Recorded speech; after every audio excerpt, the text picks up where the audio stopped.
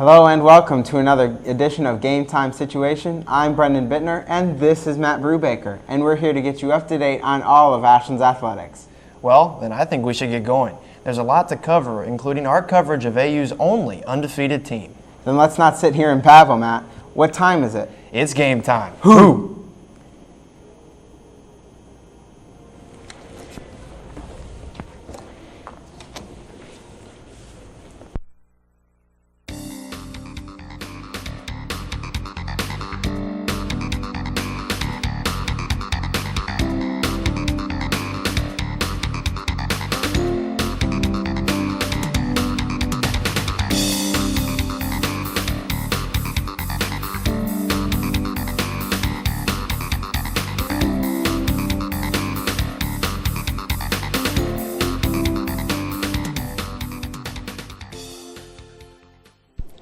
Even though the team bus got lost on the way to Frank Muddy Waters Stadium to take on the Hillsdale Chargers, Billy Cundiff and the offense were in control as the Eagles defeated the Chargers 24-17 on September 27th. The Eagles scored first as the defense forced a Charger turnover in the red zone, and the offense in turn drove 80 yards on 16 plays as DeJuan Harvey punched the ball in from 2 yards out. The score jumped to 10-0 when freshman kicker Greg Berkshire capped off a 13-play, 84-yard drive with a 20-yard field goal. The Chargers answered the Eagles' scoring drive with one of their own as Vinny Panizzi found pay dirt on a 4-yard scamper that brought the Chargers within 3. Don't worry, Eagle fans, Billy Cundiff has the ability for the big play, and he showed that skill on the very next drive as he found the speedster Joe Horn on a 69-yard pass and catch for a touchdown. The Chargers tacked on a late field goal to make the halftime score 17-10.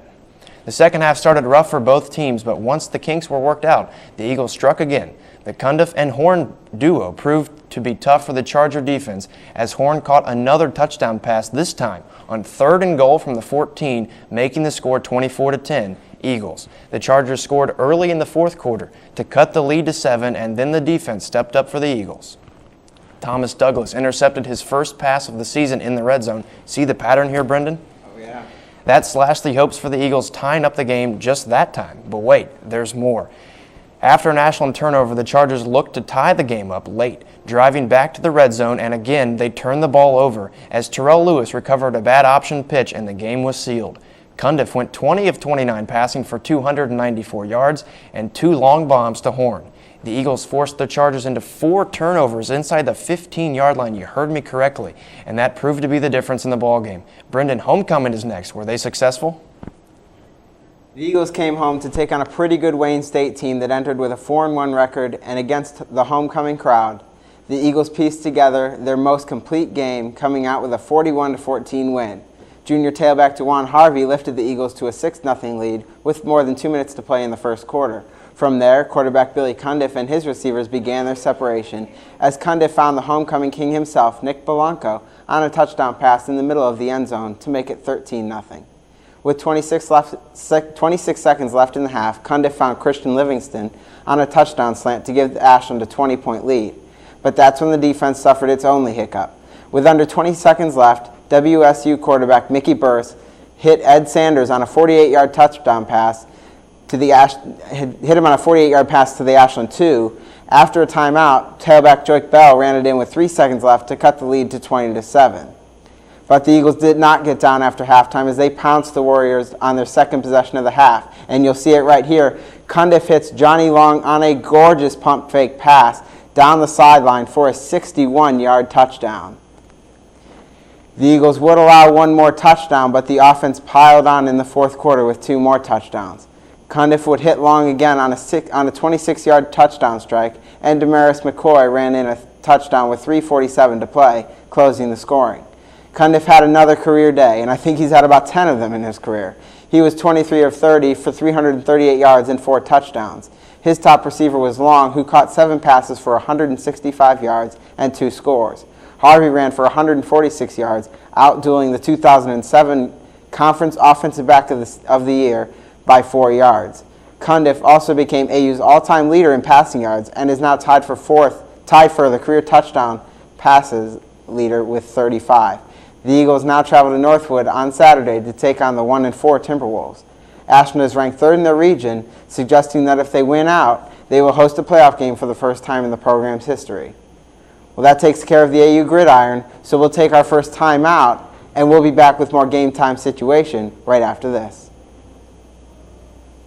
Parents, there's something you can do to protect your kids from drugs and alcohol. Combine ground beef with egg, tomato sauce, breadcrumbs, and spices. Bake in an oven-safe pan at 350 for 50 minutes. Serve hot. This is Jamie Lee Curtis. Children who eat dinner with their families are less likely to smoke, drink, or use drugs. So, have dinner together every day. Delicious. A message from CASA, the National Center on Addiction and Substance Abuse at Columbia University. My name's Andy McDonald. I ride this useless wooden toy for a living. It's hard. I've been doing it for 13 years. I'm still lame. I do a trick called a 540. Took me a good 6 years to learn. There's a whole generation of skateboarders out there that are just as talented athletically as any basketball or football player. It takes somebody that's not going to be afraid to fall down a lot, because you definitely will fall down. You're not a failure until you refuse to get back up. Drugs are only going to hinder what I'm trying to do. That right there is my idea of getting high. Is she thirsty or diabetic? Is he tired or arthritic? Subtle behavioral changes can be early signs of disease in pets.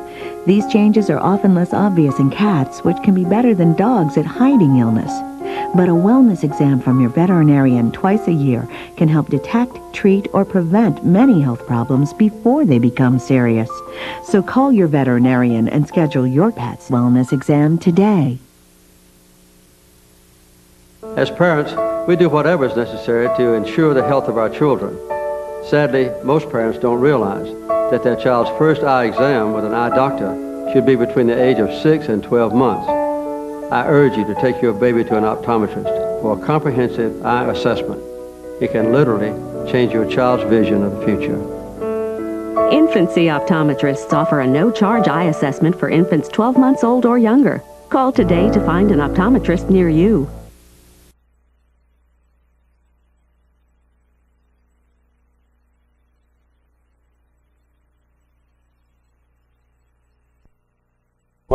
The men's soccer team met Northwood for the first time this season, and for the first time played at the Ashland Community Soccer Stadium on September 26th.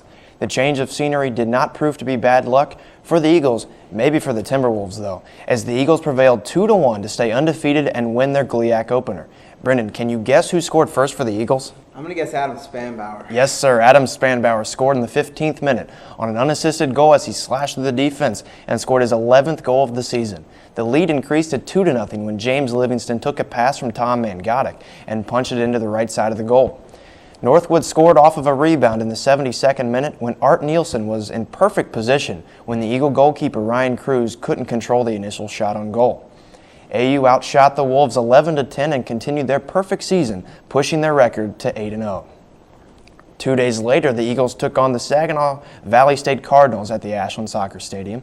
The Eagles took the early lead when Ross Ashley scored in the 16th minute when he tallied his third goal of the season on a pass from Kenny Hewitt. Later on in the first half, the Eagles took a 2-goal lead when Tom Mangotic punched the ball into the back of the net for the fourth time this season in the 45th minute. The Eagles played strong defense throughout the game, trying to keep a shutout intact for keeper Ryan Cruz. That plan, though, was spoiled in the 88th minute when Cardinals forward Brent Walker scored just past the left post to make the score 2-1. But Adam Spanbauer suddenly realized that he had not scored in the game, and not a minute later he scored his 12th goal of the season, ending the scoring at 3-1. The Eagles moved to 10-0 overall and 2-0 in conference play. Brendan, did the Eagle winning ways continue against Tiffin and Findlay? The Eagles traveled to Tiffin on Friday and came away with a sketchy 3-2 victory over the Dragons. The game was tight throughout as the teams alternated scoring. Spanbauer put the Eagles on top in the 9th minute with a goal coming off an assist by Aaron Favory. Tiffin responded in the 33rd minute with a strike to tie the game at 1, but just 2 minutes later it was Spanbauer again coming up with a score, this time on an assist from GLIAC Player of the Week, Ross Ashley. The 2-1 Eagle lead held until the 56th minute when Tiffin scratched out its second goal to make it 2-2. It was Ashley, though, that put the game away with 15 minutes remaining as the Eagles pulled to the 3-2 win. On Sunday, the Eagles took on the Oilers at Findlay, where the Eagles earned their only non-loss last year in a 1-1 tie. But what a difference a year makes, as the Eagles entered with an unblemished 10-0 record. Their season remained so as the Eagles played a nearly perfect game in a 3-0 win. Ashland put in its first goal in the 9th minute on a goal by Ross Ashley, his 5th of the year. The assist went to sophomore Zach Giovanni. The game remained 1-0 into the half, but Ashland added on in the second half. Kenny Hewitt tallied the second goal in the 54th minute on an assist from Ashley, and freshman Andrew Iden connected in the 77th minute on an assist from Spanbauer, who apparently can pass the ball too. AU keeper Ryan Cruz stopped 7 shots to earn the clean sheet. Now, one would imagine that an 11-0 team with the best record of anybody in Division II would be in the national rankings. The Eagles, though, were mysteriously left out. Ashland University's student newspaper, The Collegian, reports that that is because head coach John Hall did not pay his dues to the Coaches Association, disallowing Ashland's ranking. The Eagles are expected to re-enter the rankings this week, as all issues have reportedly been taken care of. The Eagles are next in action on Tuesday at Ashland Community Soccer Complex to take on nationally ranked Northern Kentucky in what is Ashland's biggest game of the season between the top 2 teams in the region. So come out and see the Eagles take on the Norse Tuesday at 7. So Matt, with the men's team standing undefeated, how has the women's soccer team been doing? The women's soccer team competed against SVSU on September 26th and squeaked out a 2-1 victory in overtime. The Eagles were holding on to their slim 1-0 lead in the 90th minute when the lead slipped away as Kristen Giovinazzo scored on a header from 7 feet away, tying the game at 1, forcing the extra period. In the overtime session, Casey Snyder proved to everyone why she leads the Eagles in goals as she won the game for the Eagles in the 5th minute. She received a pass from Kelly Usher and punched in her second goal of the match, snapping a 2-game losing streak for the Eagles. The Eagles led in shots 17-12 and in corners 9-4 for an all-around great victory. The Eagles could not follow up Friday's success with a win on Sunday against Saginaw Valley State. The Eagles managed only 2 shots on goal in the contest, and Saginaw left the Ashland Soccer Stadium a winner by the count of 1-0. The game was scoreless for the first half and most of the second half until Cardinals forward Sarah Peters scored in the 81st minute, and the Eagles could not answer in the final 10 minutes. The loss dropped the Eagles to 5-5 overall and 2-3 in the GLIAC, while SVSU moved to 3-5 overall and 3-1 in the GLIAC. I hope you have good news for us, Brendan, when it comes to the Eagles' next opponents. I'm sorry to tell you, Matt, that there has been no such good news as the Eagles struggled at home against Northern Kentucky.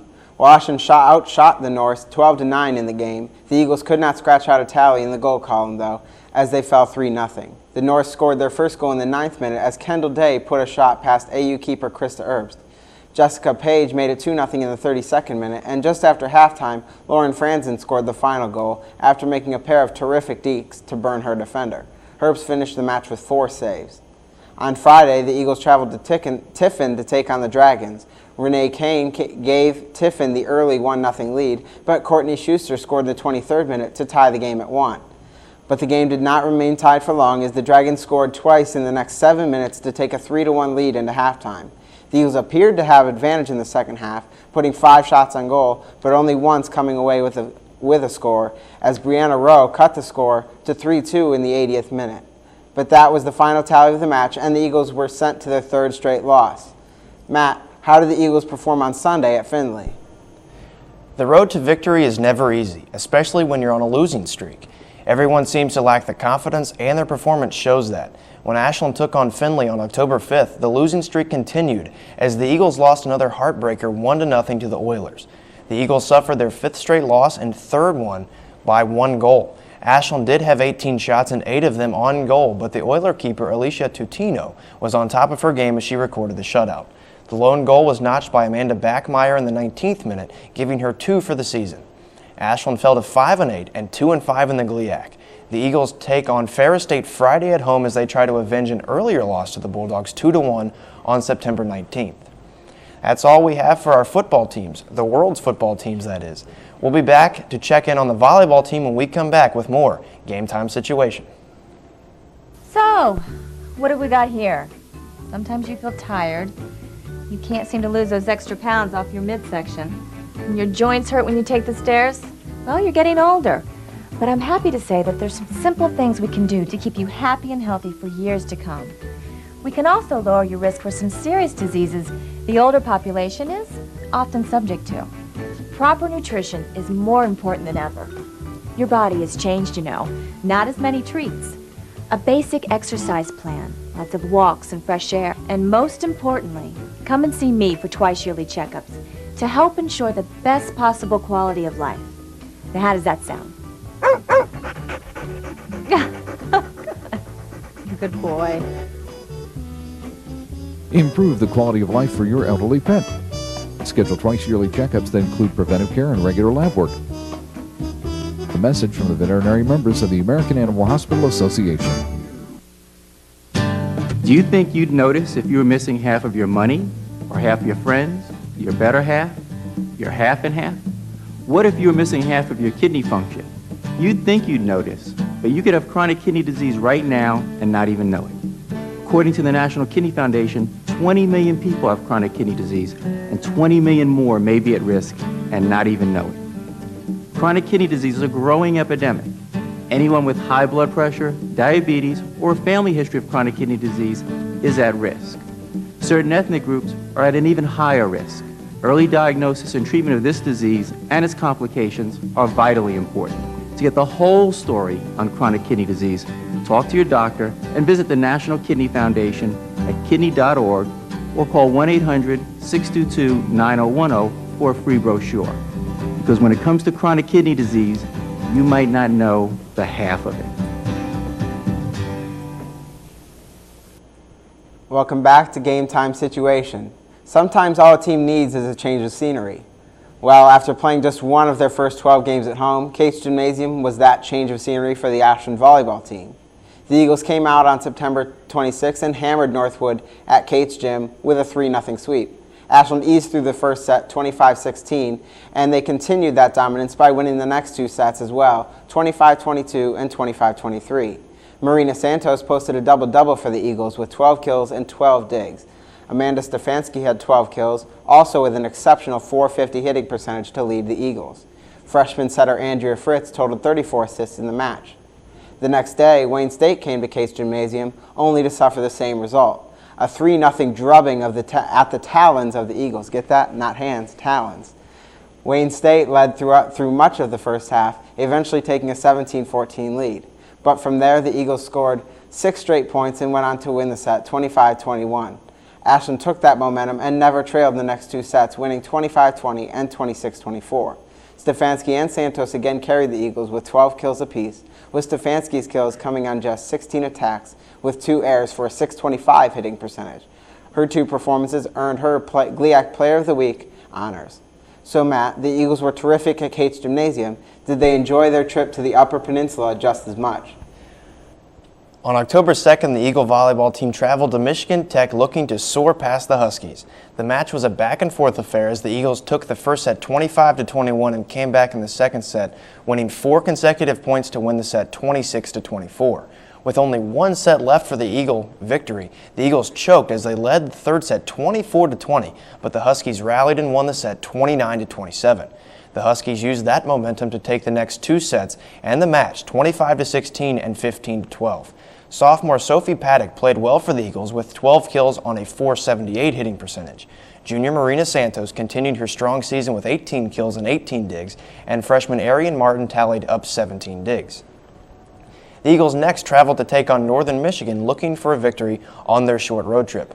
Well, not so fast, my friend, said the Wildcats, as they won the match 3-1. The Eagles started out nicely with a 25-23 win in set 1, but sets 2, 3, and 4 were sets they are wanting to forget about. The Wildcats took the Eagles to the cleaners as they won the next 3 sets 25-18, 25-16, and 25-11. I would venture to say it was a long trip back to the Ashland campus there, Brendan. Junior Amanda Stefanski played well for AU with 13 kills on a .440 hitting percentage. Freshman Andrea Fritz tallied up 32 assists. The loss drops the Eagles to 4-5 in the GLIAC and 8-8 overall. Ashland will host Ferris State on Friday at 7 p.m. Brendan, that's all we have for the volleyball team. How is the tennis team doing on the hard courts? The Eagles entered their road match at Tiffin with an undefeated record, and they left in the same way. The Eagles took the victory by an 8-1 count. Ashland swept all the singles matches in straight sets, with its only setback coming in an 8-6 loss at second doubles. Matt, how did the Eagles perform at the AU Invitational? The Eagle tennis team hosted Northern Kentucky and Indiana University of Pennsylvania on the 27th of September and split the two matches. The Eagles steamrolled past Indiana U of PA as they won 9-0. The Eagles then suffered their first loss of the season to Northern Kentucky 5-4. Freshman Paige Cooper and Victoria Gowdy fared the best for the Eagles, going a combined 6-0 over the course of the Invitational. Gowdy won both her singles matches 6-love, 6-love against IUP and then 6-0, 6-1 against NKU. Cooper won both of her singles matches 6-love, 6-love against IUP and then 6-2, 6-love over NKU as well. The duo then teamed up for their doubles match, winning both matches 8-6 over NKU, then 8-0 over IUP. Brendan, tell our great viewers about Saginaw Valley and Northwood. The Eagles stayed at home to take on the Cardinals from Saginaw Valley. Ashland took advantage of the home court and won 6-3. Ashland won in the first 4 singles matches and also received victories at first and third doubles. And at fifth singles, Sarah Campion needed a 12-10 final set just to beat Ashland's Corin Paisley. The next day, the Eagles suffered their first conference loss, falling 6-3 to Northwood, which is the top team in the GLIAC. Each team took 3 singles matches, so the contest came down to the doubles play. The Eagles won just 9 of the 33 games in doubles, though, as Northwood remained unbeaten in GLIAC play since 2004. That's 4 years unbeaten. The Eagles are at home on Friday, Saturday, and Monday to host Michigan Tech, Lake Superior, and Ohio Dominican. Now that volleyball and tennis are covered, we'll take our final timeout, and we'll be back right after this. Sure, my neighbors Jean and Louise, they may be superheroes with superpowers, but that doesn't make them so super at saving energy and money. I mean, I like them and all, but when Jean uses that power vision to cook dinner? Honey? Or when Louise or Starbright tries to save a little on the lighting bill? Mom, a little light? I may not be able to harness the power of the elements, but I save significant cash and help the environment with appliances, electronics, and windows featuring the Energy Star label. And I improved my home energy efficiency with insulation. My thermostat? Watch this. I'm just kidding. It's programmable. I don't have to lift a finger to save on AC and heating. Mom, Dad's making fun too again. So discover your own energy-saving superpowers. Go to ase.org/consumers. 1,200 American youth run away from their homes every day. The National Runaway Switchboard is here to help. 1-800-RUNAWAY. If you are a runaway, thinking about running away from home, or a parent or guardian concerned about issues facing your child, call us 24 hours a day. 1-800-RUNAWAY. In times of crisis, hope is just a phone call away. 1-800-RUNAWAY. Across America, service learning is helping students improve their grades and their communities by connecting the classroom with community service. Working together, students solve real problems, build new skills, and apply their knowledge in a whole new way. Inside the classroom and out, service learning opens new doors and brings learning to life. Get your school involved. Visit learnandserve.gov to find out how.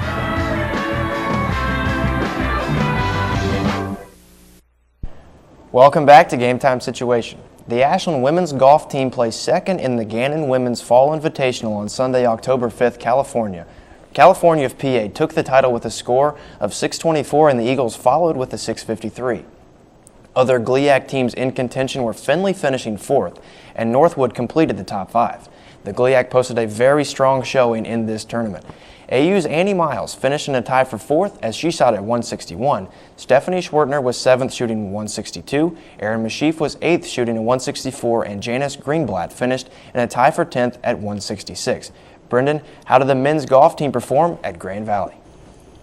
The AU men's golf team placed 9th at the Aronson Golf Tournament hosted by Grand Valley State. The event concluded Monday and the field was comprised of 12 teams. Ashland's team score was 910. Indianapolis finished first with an 872 and Grand Valley was second with an 878. Ferris State was third. Senior Joe DeAndrea led the Eagles, finishing 7th and shooting a 219. The Eagles then traveled to Bay City, Michigan to compete in the GLIAC Championships last weekend. Ashland finished 6th with a score of 20 over par. Grand Valley, surprise, surprise, won the tournament. at 1 under par. Michael Bowser had AU's best score, finishing in a tie for 16th at 5 over. Jay Overy shot 6 over and finished in a tie for 20th, and John Furlong was 25th, and Joe DeAndrea ended the event tied for 26th. The Eagles' fall season is now completed, and they will be back March 8th in Tallahassee, Florida. So Matt, how is the men's cross-country team doing?